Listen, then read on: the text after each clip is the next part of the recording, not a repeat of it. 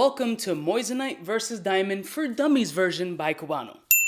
I am the main dummy here teaching other dummies about shit that I just happen to learn, and I'm passing on information. So today what I'm going to pass on to you that I've been looking for and kind of learning is the difference between diamonds and moissanites. There's a lot of misconception out there about what moissanite is, what it's trying to be, what people assume it to be, and why is it even worth it for me to even consider moissanite pieces. So what I've learned, I will pass along to you as a non-jeweler, someone who's not in the industry, doesn't sell jewelry, has nothing to gain here other than your attention and watching my entertainment. Let's roll my motherfucking music so I can put you on to what I've learned about the differences between diamonds and moissanites and why you might even care. I'm kind of a big deal.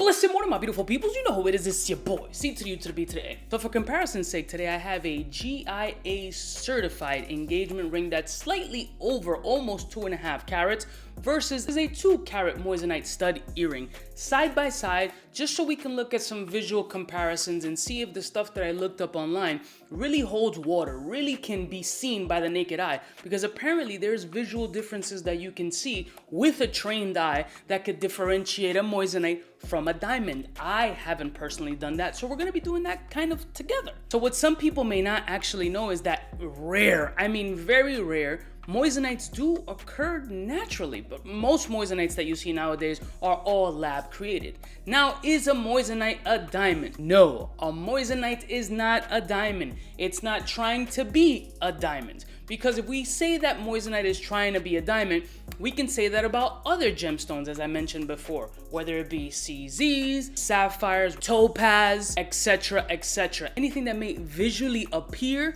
to look like a diamond doesn't automatically make it a diamond or a wannabe diamond. It just happens to have the same visual appearance. But a moissanite is its own chemical composition in its own right. Now, do some jewelry brands and jewelers set it to look like how a traditional diamond would be set, whether it be on a watch, a ring, a necklace? Yes, of course, because that's kind of the whole shtick in the jewelry game, right? You can say the same thing for a topaz. It's all in the same space. So moissanite, it's its own beast. Don't try to compare it to something else, although they can visually look the same. Now, diamonds are known to be the hardest mineral that there is in the world. On the Mohs scale, which measures kind of like the hardness, something along those lines, it's rated a 10.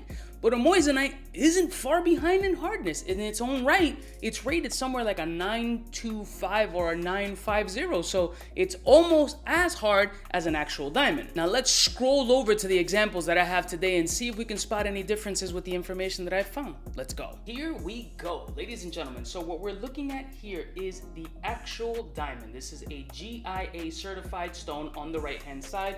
That's approximately 2.4 carats. I don't know the actual statistics and color grade of this stone, to be honest with you. What I can tell you is that it does have an inclusion somewhere up on top, and I'll try to see if I can do a macro shot, but it will be very difficult. On the loop, you can see that there's some sort of either a small bit of carbon or a little feathering on the table of the diamond. But other than that, it's a gorgeous stone that commands a ton of presence on the finger. And on the left-hand side is a 2-carat moissanite solitaire stud. Now, when we're looking at them visually, it's really hard to tell any kind of differences. They pretty much look almost identical. The moissanite stud, you can see it has that same diamond-esque look, same shine factor. Only something very important on this moissanite stud is that these joints don't come with inclusions or imperfections. These are made in a lab to come out chemically perfect to the eye. And if you put it under a loupe, same process. So remember, a moissanite is a lab-made stone. It is not a diamond. It's usually cut excellently, and rarely is it cut either under the very good or good category. So it's usually an excellent cut, because if you're making it in a lab and you're trying to get a moissanite piece, you want to get the best bang for your buck. And why would they make something with inclusions in a shitty job if it's gonna be made in a fucking lab? Now, it's pretty incredible to see that both of these stones almost have the same strength when they're like fractions of pricing apart. These moissanite stones generally come with no inclusions, and they usually come colorless or near colorless, but you're already getting that beautiful, clear, crystalline look when it comes to these moissanite stones. Now, Cuba, why would I want to buy a moissanite stone for my shorty? Like, yo, I love my wife, I love my significant other, my wife-to-be. Why would I only go a fraction of the price? Well, there's different variables. We don't know what type of person she is, right? If your wife is someone who thinks about the environment and humanity and shit like that, they may not want to get something that may have a blood diamond stigma to it. They might be looking for something that's environmentally friendly, that doesn't have any kind of slave trade or any weird shit going behind it. Although there's a lot of practices in diamonds, like the Kimberly practice and all that other stuff, that really monitors and makes sure you get it from the best source. But still, do we believe everything? You're a liar. And obviously the main factor is cost. What people don't seem to understand is starting in a relationship in a massive amount of debt, whether it be your ring or your wedding reception, is wild, insane. Obviously, some people have that kind of money and are able to blow it and really is a drop in the bucket. That's awesome and you're blessed. But think about the thousands and thousands of dollars that you're going to start before you even created a life together in debt. Now, what seems to happen is nowadays everybody's concerned about resale value, my investment or whatever. Why are you thinking about resale value and investment on an engagement ring? It pretty much seems like you're doomed in your relationship already, and she's probably gonna pawn the shit, or you're trying to pawn the shit because she's gonna cheat on you and fuck with the landlord who's gonna give her free rent. Like, what do you care about investment when it comes to the ring? What is the purpose of it? Are you trying to pawn it so you're not gonna be married anymore? That shit just don't make sense to me. And if your significant other really has some sort of issue with it and wants to know the value and all the details of the ring, might be looking into some early marital therapy counseling. Because if you guys are on the same page, like, oh, we want to come into this, we want to buy a home, we want to build a family, we want to have children, all that shit costs money. And this can help save a couple of grand to help propel you to the next level and get something that can potentially earn equity and build your life accordingly. Just some, food for thought. I'm not Dr. Phil, but we're kind of built the same. Now, we keep mentioning price. So, Cuba, what kind of price comparison are we talking about? Well, this particular setup here with the actual band is within the space of maybe $15,000 to $20,000, in that ballpark range. As opposed to something like this without a setting, that stone you can get for something like $100, if not less. That's insane for something that visually almost looks identical. And I use almost. Once you start learning these little pieces of information that I share with you, you might be able to notice a little bit of a difference.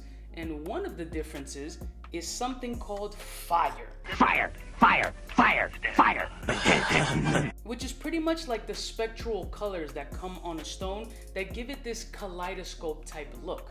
When it comes to moissanite, that's the big differentiating factor between diamond and moissanite, is the fire, the spectral colors. So that more rainbowy, sparklier aspect, because it has double the refractive rate, might make it look faker to some people, maybe to the more knowledgeable folks. Another thing about moissanite is that the hue of the actual stone might be a little bit off, sometimes giving it kind of like a yellow or a grayish type color tone or hue. And also the way that the cuts, the facets of the actual stone aren't gonna be as pronounced as maybe a diamond would, because it's double the refraction rate. So it's a little bit more sparkly and shinier, and therefore you won't see the definition as much as you would kind of like a diamond. The moissanite example that I'm showing you, obviously it's a cheaper version. They have more expensive, better looking moissanites, as well as CVDs. We can't take away from CVDs also, which are lab grown diamonds, which are chemically the exact same thing, only it's like a test tube baby for diamonds. So these are just more affordable options that give you the same appearance that you're looking for at a fraction of the cost, just trying to save my people a little bit of bread. So what have we learned today, boys and girls? Not a damn thing!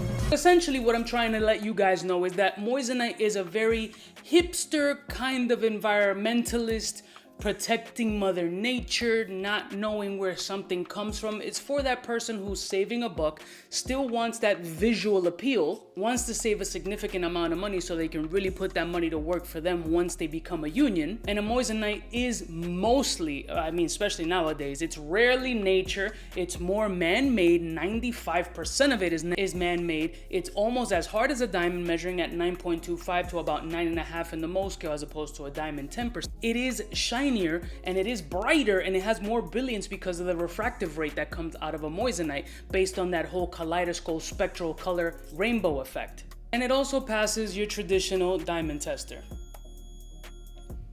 So one of the cool things I like about Moissanite is that you can essentially make her dream ring. Most girls dream about their perfect dress, their perfect ring, and you can create that without blowing the bank. Who's gonna come up to your girl when she's showing it off to people and go, ha?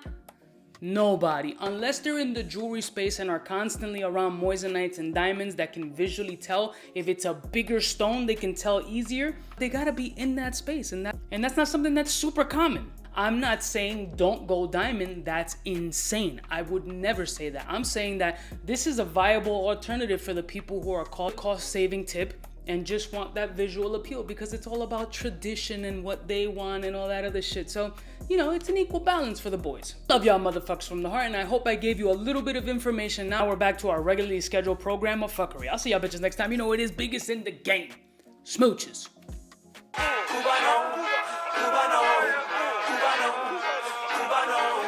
What's fresh? Who's best? Wanna know who's gonna pass the test? For the fly gun holder, money folder, motor roller, start tag when it's time to call back. For the rough, rugged, and raw way, this nigga Jay, it's a game, but he don't play. Hey, for all the chicks that got dead in the penthouse suite on top of my mom's crib. It's nonsense, you never get in. It's nonsense that you would think that you